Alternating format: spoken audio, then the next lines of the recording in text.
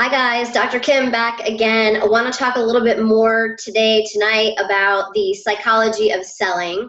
If you didn't get a chance yet to watch the video about why sales sometimes feel slimy, I think it's titled that, Why Sales Sometimes Feel Slimy or something. Maybe go back and watch that one, but you don't have to. You'll still get the message from this video. Anyway, I want to talk a little bit about transactional analysis. This topic speaks to why we sometimes feel like selling can be uncomfortable, or why sales sometimes feel slimy. So that's why I said you might want to go back and watch that other video first.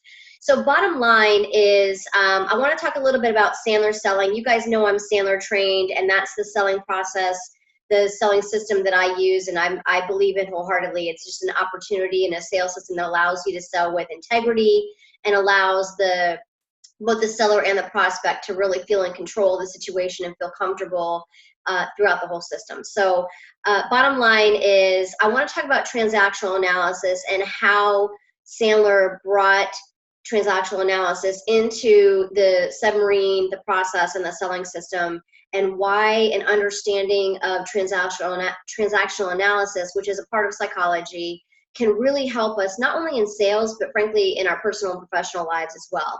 So let me get to it.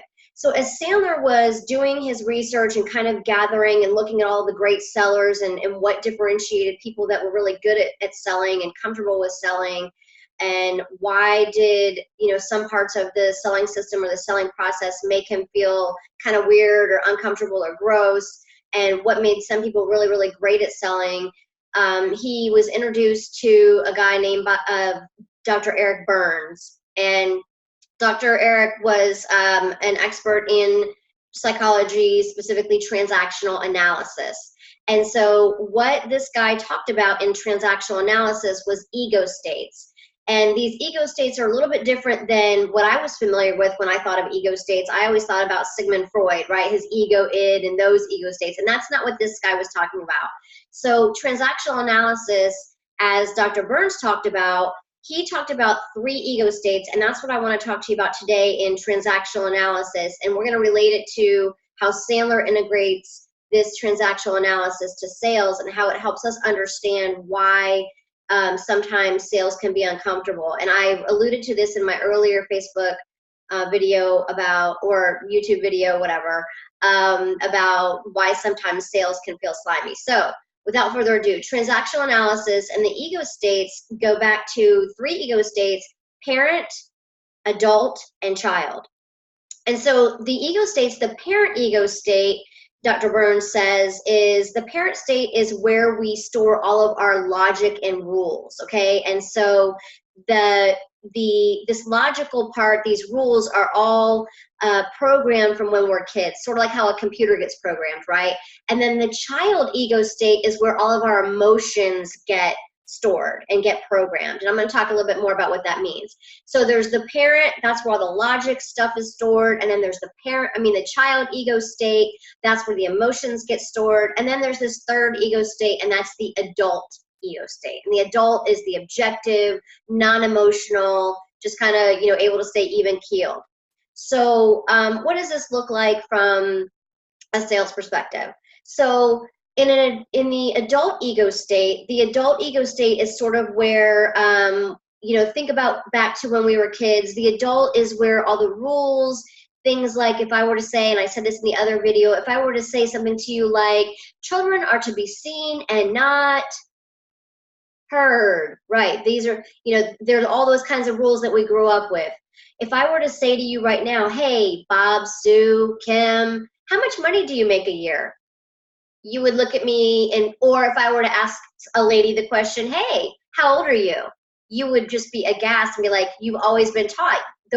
Some topics are taboo, right? You don't ask a lady how old she is or how much she weighs. You don't ask somebody how much money they make. Those are taboo subjects, correct? Those are off limits. We don't ask people questions like that.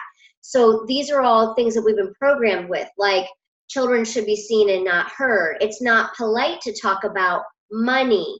It's not, it's rude to interrupt, right? So these are just all these kinds of programs that from the time you were a kid, adults authority figures kind of stored all these rules in you. And so that's the logic part, that's the adult. And in the adult ego state, there's two separate types of, I'm sorry, I said adult, I meant parent. There's two separate types of parent. There's the nurturing parent and there's the critical parent. Okay, so the nurturing parent is sort of like the nice, sweet, tender, hey, good job, you made a good effort, you tried. And then there's that critical parent that is what it sounds like. Hey, you made, what are you talking about? You made 2 B's and 5 A's. Why couldn't you make all A's? Why can't you be more like your sister? You're never going to be good enough. That critical, always in your ear, you're never good enough, always, just prodding you to do more. So these things can kind of come into play in two venues, and I want to go to the sales one first. So if you've been programmed through these rules from your parents and you're hearing these things like think you're a salesperson and you've been told and you've been programmed in your brain, it's not polite to talk about money. Children should be seen and not heard. Don't ask so many questions, right? Don't interrupt. It's not polite to interrupt. Well, in a sales perspective, a lot of the things that we do as salespeople include and require us to, if we're going to be effective, we have to talk about money. We sometimes need to interrupt. We definitely have to ask a lot of questions. And so some of these same behaviors that we have to do to be effective salespeople go against that programming that we've gotten into us from that parent ego state. And then when you add in that critical parent, it's like, don't ask so many questions. That's a rule. Don't ask people about their money. We don't do that. That's not polite. So you get that critical parent in your ear. Now, from a sales perspective, there's the positive side, the nurturing parent side. That's like, hey, let's talk about this. How can I help you? And so that's a positive side of knowing what the nurturing parent side is, so we can leverage that in our sales skill set. Let's go to the child ego state. Let's talk about the child ego state. The child ego state is where we store all of our emotions. And so there's two types of child ego state. There's the adaptive child state, and then there's the natural child state. So let's talk about natural first. The natural child state, the natural child's the kid out there that's, wearing his bathing suit in the snowstorm, that's out there making angel, those snow angels that's in his bathing suit, right? Or he's out there running in the sprinkler in the summertime nude. Not always the most appropriate behavior, but he's a free spirit and he's doing his own thing. So in the sales realm, I would equate that to somebody that doesn't really have a sales system, not following Sandler or anything else, just sort of winging it, right? Or maybe you're a salesperson that, is just telling too many jokes, talking too much, just kind of maybe not always too loud, too boisterous, not really following the cues of your prospect, just sort of just going off off the deep end. So that's the natural child. But then there's the adapted child. And in the sales realm, I would say that the adapted child is the one that's responding to that critical parent. So you're listening to that pre-programming, and so you're not doing those things that you need to do as a salesperson. You're not asking questions. You're not talking about money because you're listening to those pre-programmed rules from the parent. Or it could be something else. It could be that your prospect is acting like a critical parent. Maybe they're telling you, oh, sorry, I told you I had 30 minutes for this meeting, but I only have 10 now, so hurry up and give me your presentation. Or perhaps you're in the middle of a meeting and your prospect keeps looking at his phone and not paying attention to you, and you're letting him get away with that kind of behavior, right? Because you're in this adaptive child mode, and this guy's treating you kind of like crap, not respecting your time. So you're in that adapted child mode because he's treating you like a critical parent. So understanding these ego states can help you with that. Instead of staying in the adult where you're having an equal relationship with your prospect and you're equal with them on an equal playing field, you're going in and out of these ego states because you're not aware of it.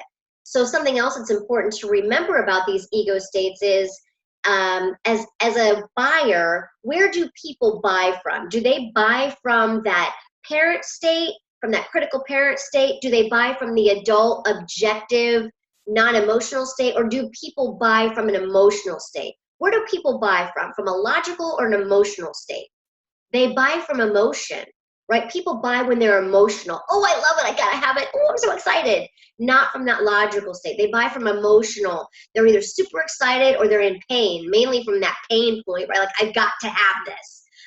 And so we really want, as a salesperson, we kind of need our prospects to be in that child state, and we have to help them get to that child state. And we're going to talk about how to do that in another video.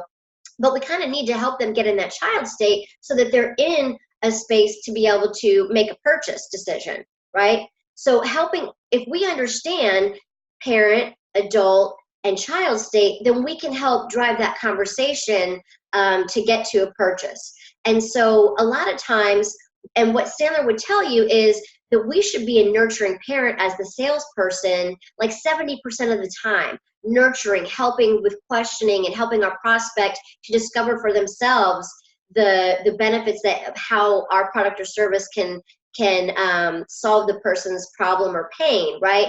And we're in that nurturing parent, helping our prospect be in that childlike state so that they're ready to make a purchase. However, if our prospect is in critical parent, or trying to get us to move into a childlike state because they're being critical parent, then we need to be able to be in that adult state 30% of the time, right? To help navigate and get our prospect either back into adult or into the childlike phase. And so we can do some role play, or we can do some coaching if you need some help with how to navigate those different transactional analysis ego states.